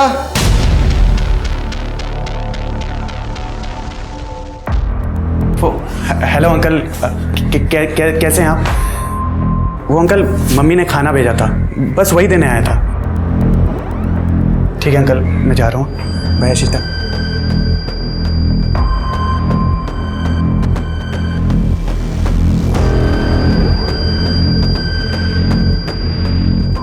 मैं जब तुम्हें कुछ कहता हूँ मेरी बात क्यों नहीं मानती हो तुम?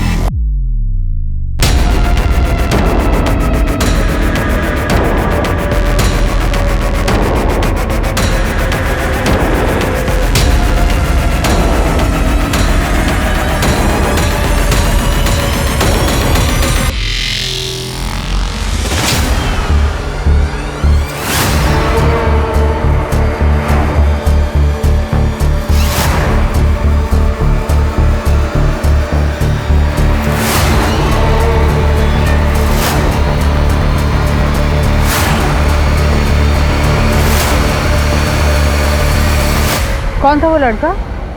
पता नहीं, होगा कोई। अच्छा मैडम, आपको कुछ काम था मुझसे? इशिता, मुझे पता है तुम्हारी मम्मी ने कुछ दिनों पहले सुसाइड करने की कोशिश की थी, और इंसान सुसाइड तभी करता है जब उसकी लाइफ में सब कुछ ठीक नहीं चल रहा होता। सच बताओ, क्या प्रॉब्लम थी तुम्हारी मम्मी को? मेरी मम्मी को कोई प्रॉब्लम नहीं थी, और ना ही उन्होंने सुसाइड अटेम्प्ट करने की कोशिश की। बस उनकी तबीयत खराब थी कुछ दिनों से, और कुछ नहीं।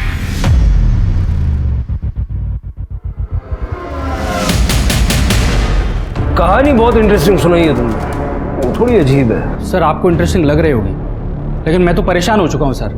ये लड़की मेरे पीछे पड़ी है, कल तक बोल रही थी कि मर्डर कर दो मर्डर कर दो। क्या है? एक मर्डर करना है और ये है उसकी फीस। अबे दिमाग से पैदल है क्या तू? चल निकल चल। कहाँ से आ जाते हैं। और आज अचानक से बोल रही कि मैंने किसका मर्डर कर दिया है। आपने आरती को मारकर मेरा काम कर दिया, लेकिन आपने पेमेंट ही नहीं ली, और अगर आप पेमेंट नहीं लेंगे तो आपका उधार रह जाएगा, और मैं किसी का उधार रखती नहीं हूँ, इसलिए। कौन आरती? अरे आपने मारा तो था उसे, वो चलो ठीक है, तुम मेरे साथ चलो, मैं तुम्हें एक जगह पे लेके जाता हूँ, वहाँ जाके ही हिसाब करते हैं, है ना? हाँ? चलो। सर मैंने इंटरनेट पे चेक किया तो देखा वाकई एक आरती नाम की लेडी का मर्डर हो चुका था। तो मुझे लगा कि अगर ये ऐसी मेरे पीछे पड़ी रही ना तो एक दिन मुझे जेल भिजवा के ही मानेगी। तो सर मैं कैसे तैसे करके बहला फुसला के यहाँ तक उसको लेके आया। तो सर आप अभी देख लीजिएगा क्या करना है। कुछ ना कुछ तो किया होगा ना तुमने, ऐसे ही थोड़ी ना लड़की पीछे लग गई। अरे सर मैं एकदम सीधा साधा आदमी हूँ। मैंने खुद सुना था इसे फोन पे 2 लोगों की सुपारी लेते हुए, इसलिए मैं इसके पास आरती की सुपारी देने गई थी। तू शांत हो जा सर, इसकी बात पर विश्वास मत कीजिए, ये थोड़ी बीमार है। आप एक सेकंड चुप रहिए। क्या सुना था बेटा तुमने? अरे यार तू मेरी बात तो सुन पहले। देख, एक मर्डर का कम से कम 50,000 होगा, 2 का हुआ 1 लाख, और इसमें कोई कॉम्प्रोमाइज नहीं होगा, इतना तो देना ही पड़ेगा किसी भी हाल में। अरे सर मैं एक राइटर हूँ, क्राइम शोज लिखता हूँ, ऐसे ही किसी स्टोरी का डिस्कशन इसने सुना होगा सर, इसलिए, बाकी कुछ नहीं है। सर झूठ बोल रहा है, तू झूठ क्यों बोल रहा है? सर मैं अभी क्लियर करता हूँ। सर ये मेरा यूनियन कार्ड है, अगर आप चाहे तो यूनियन में फ़ोन करके पता कर सकते हो। मम्मी ये लोग तो मेरा यकीन नहीं करे, पर तुम तो मानती हो ना।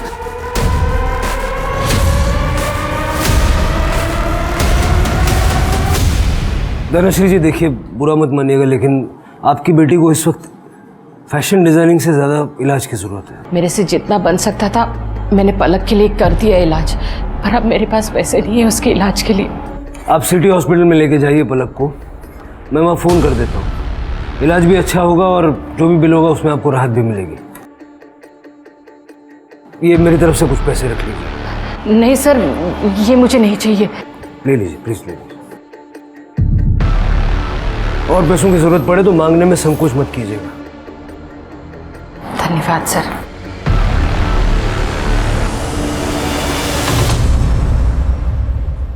सर, विपुल के कॉल रिकॉर्ड्स मिल गए 22 सितंबर के। 22 सितंबर को दोपहर को 2 बजे विपुल अपने ऑफिस में नहीं बल्कि घर में था, और 4 बजे केएम कॉलेज के पीछे वाले जंगल में जहां आरती की डेड बॉडी फेंकी गई थी।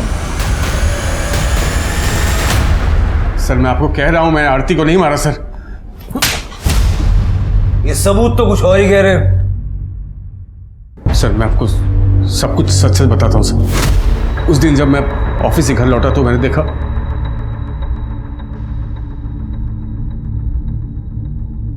मेरा मतलब है कि तेरी बीवी को तेरे ही घर में किसी और ने मार दिया, और तुझे जब बॉडी मिली तो तू बिना किसी को बताए उसे डंप करके आ गया। बेवकूफ समझ के रखा है पुलिस को, ऐसी घटिया कहानियों पे विश्वास कर लेंगे। मैं आपको सच बोल रहा हूँ सर, मुझे आरती की डेड बॉडी ही मिली थी, मैंने उसका मर्डर नहीं किया सर। जब मर्डर नहीं किया तो बॉडी डंप करने क्यों गया? जब मर्डर नहीं किया तो बॉडी डंप करने क्यों गया? मजबूरी थी मेरे सामने सर। ऐसी क्या मजबूरी थी? क्या मजबूरी थी जो तूने पुलिस तक को इन्फॉर्म नहीं किया? मुझे कुछ नहीं पता ये कैसे हुआ, मैं तो अपने रूम में सो रही थी। पापा मैं सच कह रही हूँ। मम्मी बेबी तो मर ही चुकी थी सर। अगर आप लोग को इन्फॉर्म करता तो आप लोग इशिता को जेल भिजवा देते, वो मैं कैसे होने देता सर। बाबू उसका मेरी बेटी है वो। तुम्हें लगता है कि इशिता ने आरती को मारा है? आरती, अगर तुमने सुसाइड करने की कोशिश नहीं की है तो इतनी सारी नींद की गोलियां तुम्हारे अंदर अपने आप चली गई। इशिता,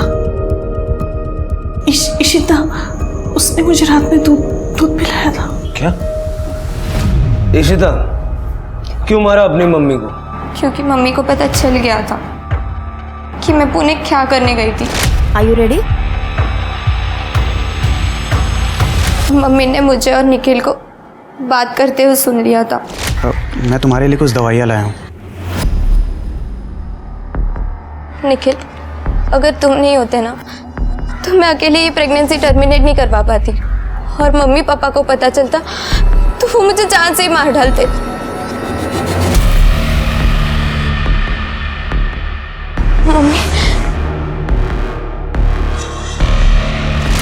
मम्मी ने तो मुझे बहुत मारा, लेकिन मेरे मन में डर बैठ गया था कि वो पापा को कुछ बोल ना दे, इसलिए मैंने नींद की गोलियां देकर उन्हें मारने की कोशिश की, लेकिन वो बच गई। और फिर पापा को जाके सब कुछ बता दिया। फिर पापा ने मेरी बात सुनो। अंकल आंटी बोलता है हमारे घर में आता जाता है, मेरी हमारी नाबालिग बच्ची के साथ ये किया तूने? चलो जेल भेजूंगा तुझे मैं। निखिल की कोई गलती नहीं थी, वो बच्चा इसका नहीं था। इसने तो सिर्फ मेरी मदद की थी अबॉर्शन करवाने में। क्या बकवास कर रही है? किसका बच्चा था फिर वो? तनुज का। ये तनुज कौन है? मेरा बॉयफ्रेंड है, कॉलेज में साथ में ही पढ़ता है। जब तनुज को मेरे प्रेगनेंसी के बारे में पता चला तो वो बहुत घबरा गया था। तब निखिल ने ही मेरी मदद की थी। पुणे में अपने दोस्त के क्लिनिक में मेरा अबॉर्शन करवाया। अबॉर्शन हो गया, मम्मी को पता चल गया था, पापा को पता चल चुका था, जितना बुरा हो सकता था सब हो। तो क्यों मारा अपनी मम्मी को? सर, मैंने नहीं मारा है अपनी मम्मी को। मैं तो उस दिन अपने कमरे में सो रही थी। मैंने पापा को भी बोला था कि मैंने अपनी मम्मी को नहीं मारा है, लेकिन इन्होंने ना सब कुछ मेरे ऊपर डाल दिया कि ये बच जाए। क्या बकवास कर रही है तू? मैंने तुझे बचाने के लिए सब कुछ किया, तू मुझे फंसा रही है तू। एक मिनट आप चुप रहिए। क्यों मारेंगे पापा मम्मी को? तो राजन और आरती के अफेयर के बारे में तुम्हें पता था, फिर हमसे झूठ क्यों बोला? तो और क्या बोलता सर मैं आपको कि मेरी बीबी का अफेयर चल रहा किसी के साथ? अरे मेरा अफेयर नहीं चल रहा था उसके साथ, मैं पहले भी आपको बता चुका हूँ। मैं आप लोगों को राजन के बारे में कुछ भी बोलता ना सर, तो आप लोग डिटेल्स में घुस जाते और मैं फंस जाता, इसलिए मैं चुप रहा।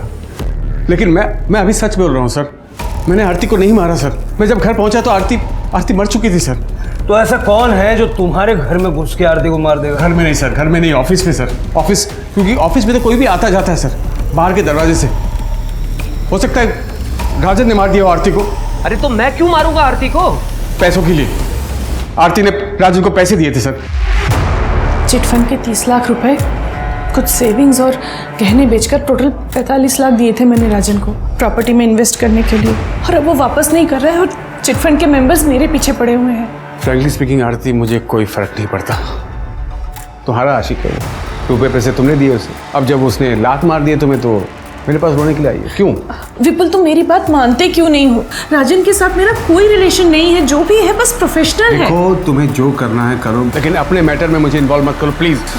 विपुल सर, आरती का कहना था कि उसने राजन को 45 लाख रुपए दिए थे सर। अरे झूठ बोल रहा है वो। मैं एक बिजनेसमैन हूँ, बिना पेपर वर्क के ना 1 रुपया किसी को देता हूँ ना 1 रुपया किसी से लेता हूँ। और 45 लाख रुपए की रकम क्या लगता है आपको ऐसे किसी से ले लूंगा मैं? सर आप खुद ही सोचिए सर, अगर राजन का इस मामले से कुछ लेना देना नहीं है तो आरती घर से निकल कर उसके पास क्यों पहुंची सर? मिस्टर शिर्के, बिना किसी सबूत के एलिगेशन लगा रहे हैं आप मुझ पे। अंदाजा भी है कौन हूं मैं, आप किससे बात कर रहे हैं? हो सकता है पछताना पड़े आपको। सर मुझे लगता है कि राजन ने ही आरती को मरवाया है ताकि उसे वो पैसे वापस ना करने पड़े। पुलिस के पास राजन के रूप में एक सस्पेक्ट तो था, मगर वो एक बड़ा बिल्डर था जिसका अपना रुतबा था, और ऐसे रुतबे वाले आदमी के ऊपर पुलिस बिना किसी ठोस सबूत के हाथ नहीं डाल सकती थी। मुश्किलें तो थी, लेकिन पुलिस पीछे हटने वाली नहीं थी। राजन का जो रुतबा अभी तक पुलिस के रास्ते की अड़चन बना हुआ था, पुलिस ने उस रुतबे को ही अपनी सीढ़ी बनाकर राजन तक पहुंचने का प्लान बनाया।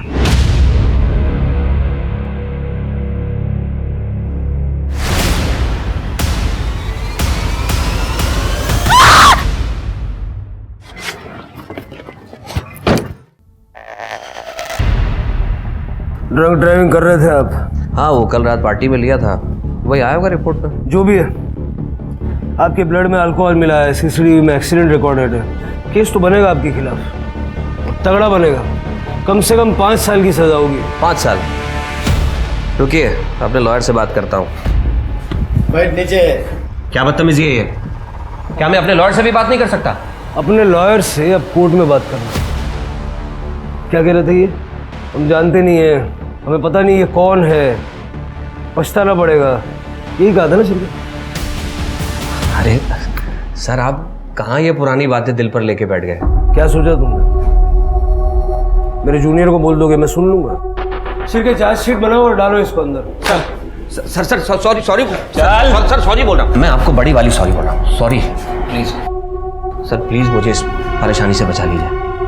देखिए, अगर आप मेरी हेल्प करेंगे तो मैं भी आपकी हेल्प करूंगा। आरती के दिए 45 लाख रुपए के बारे में मैं आपको सच सच बता दूंगा। तुम तो कह रहे थे कि आरती ने कोई पैसा तुम्हें दिया ही नहीं था। उसने मुझे 45 लाख रुपए दिए थे सर, और वो पैसा मैं उसको लौटाने भी वाला था। मार्केट डूब गया, सारा पैसा फंस गया सर। और दूसरी तरफ आरती डेस्परेट हो रही थी, और उस रात भी वो मुझसे पैसे ही मांगने आई थी। राजन, लोग मेरे पीछे पड़े हुए हैं रुपयों के लिए, और पिछले 3 महीने में एक पैसा नहीं लौटाया तुमने। तो मैं क्या करूं? मार्केट डाउन चल रहा है, जब मार्केट उठेगा तो मैं तुम्हारे सारे पैसे लौटा दूंगा। तुम चाहो तो मैं तुम्हें बढ़ाकर दे दूंगा। बढ़ाकर नहीं चाहिए मुझे, जो मेरे रुपए हैं मुझे वो लौटा दो बस। अरे तो कहां से लाऊं 45 लाख रुपए तुरंत? सॉरी, देखो आरती, 5-10 लाख रुपए की अगर तुम्हें जरूरत है तो मैं इंतजाम कर सकता हूं, अगर तुम्हें चाहिए तो। लेकिन उसके लिए तुम्हें थोड़ा रुकना होगा। ठीक है, लेकिन आज मुझे कम से कम 10 लाख रुपए चाहिए। और पैसों का इंतजाम करते करते किलर्स का इंतजाम कर दिया, ताकि 1 रुपया देना ना पड़े। अरे पाटिल सर, मैंने उसे 10 लाख रुपए दिए थे। आप चाहें तो मेरे मैनेजर से पूछ लीजिए। जब तुमने आरती का मर्डर नहीं किया तो ये पैसे वाली बात हमें पहले क्यों नहीं बता दी? लालच में आ गया था सर, मुझे लगा मैं किसी को नहीं बताऊंगा तो वो 35 लाख रुपए मेरे हो जाएंगे। फिर वो 10 लाख रुपए कहाँ गए जो तुमने आरती को दिए थे? उसके घर में तो हमें कुछ भी नहीं मिला। सर उनसे पूछिए ना। आरती ने जिसे फोन करके बुलाया था, उन्हें पता होगा। किसको बुलाया? मुझे नहीं पता सर। आरती ने आखिरी कॉल किसे की थी शिरके? उठाओ उसे। करने शिंदे मैडम हाथ पटवा। सर अब तो मैंने आपको सब सच सच बता दिया है, प्लीज मुझे इस केस से बाहर निकालिए। सर, आपने बुलाया था? सर ये तो वही औरत है जिसका एक्सीडेंट हुआ था मेरी कार से। सर ये तो जिंदा है। केस सॉल्व राजन जी, आप जा सकते हैं।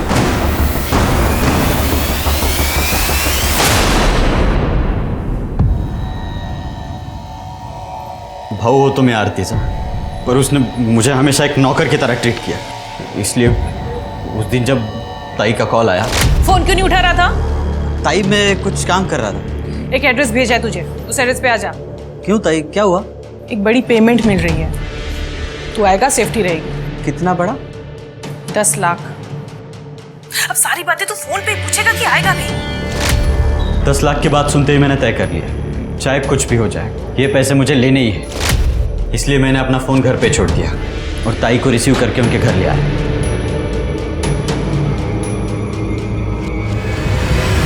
पैसों की लालच में इतना अंधा हो गया, सगी बहन को मार डाला। बहुत पुरानी कहावत है कि जिस डाल पर बैठो कभी उस डाल को नहीं काटना चाहिए। आरती का मर्डर केस इस कहावत को चरितार्थ करता था। लोगों ने आरती के ऊपर भरोसा करके अपने जीवन भर की कमाई उसके चिट फंड में निवेश की थी, मगर आरती ने अपनी महत्वाकांक्षा के चलते उन लोगों की कमाई उन्हें बिना बताए कहीं और इन्वेस्ट कर दी थी, जिसकी वजह से सोनाली ने तो अपनी जान तक दे दी थी। आरती के मन में खोट नहीं थी, मगर उसने अपने ऊपर विश्वास करने वाले लोगों से झूठ तो बोला ही था। और जब आप किसी का विश्वास तोड़ सकते हो तो कोई आपका विश्वास भी तो तोड़ सकता है। अपने पैसों को लेकर हमेशा सतर्क रहे। कहीं भी पैसे इन्वेस्ट करने हो तो लोगों की बातों पर भरोसा करने से पहले अपने फाइनेंशियल एडवाइजर या किसी जानकार से पता लगाने की कोशिश जरूर करें। इसी सलाह के साथ अब मैं रेणुका शाह ने आपसे विदा लेती हूँ। हम फिर मिलेंगे ऐसी एक कहानी के साथ जो रखेगी आपको सतर्क और जिंदगी को सुरक्षित। तब तक अपना और अपने परिवार का ख्याल रखिए और देखते रहिए क्राइम पेट्रोल सतर्क। जय हिंद। क्राइम पेट्रोल के और भी दिलचस्प कहानी देखने के लिए हमारे चैनल को सब्सक्राइब करें और बेल आइकॉन दबाना न भूलें।